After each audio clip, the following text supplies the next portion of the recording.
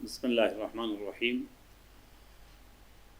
قرآن مجید ماہ مبارک رمضان میں لیلۃ القدر کی تاکید فرماتے ہوئے ارشاد فرماتا ہے، انا انزلناہ فی لیلۃ القدر وما ادراک ما لیلۃ القدر لیلۃ القدر خیر من الف شہر۔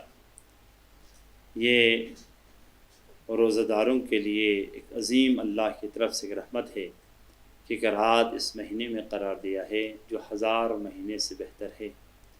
اسے برکت کہا جاتا ہے، جیسے پیغمبر خدا صلی اللہ علیہ وسلم رمضان کی آمد سے پہلے اعلان کر چکے، ایھا الناس قد اقبل الیکم شہر اللہ بالبرکۃ والرحمۃ والمغفرہ۔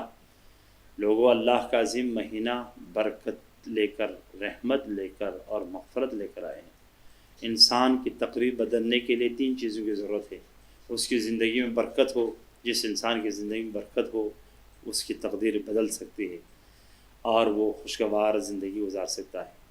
جس انسان کی عاقبت میں مغفرت ہو اس انسان کو خوش قسمت انسان کہا جاتا ہے، اور جو رحمتوں کے سائے میں رہے وہ کامیاب انسان ہے۔ ماہ مبارک رمضان ان تینوں کامیابیوں کو لے کے آئے ہیں، رحمت، برکت اور مغفرت۔ برکت اور رحمت اور مغفرت کی جو ہے ایک رات ہے جسے شب قدر کہا جاتا ہے، جس میں رحمت بھی ہے، مغفرت بھی ہے اور برکت بھی ہے۔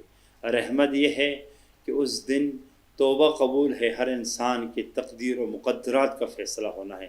اگر اس دن گناہگار نے ایک دفعہ استغفار کیا، ایک دفعہ اللہ کی طرف سے اللہ کی طرف رخ کیا اور ایک دفعہ دعائیں کی تو اللہ رحمتوں کے سائے میں اس کی زندگی کو گزار دیتا ہے، اور 2 رکعت نماز پڑھے تو مغفرت کے وسیع دائرے میں آ جاتا ہے۔ اور برکت یہ ہے کہ 10-12 گھنٹے آپ عبادت کریں، اتنی بابرکت کہ آپ کو 1000 مہینے کا ثواب، جس طرح تسبیح فاطمہ زہرا 100 عدد ہے لیکن آپ کے اعمال میں 1000 ذکر لکھا جاتا ہے۔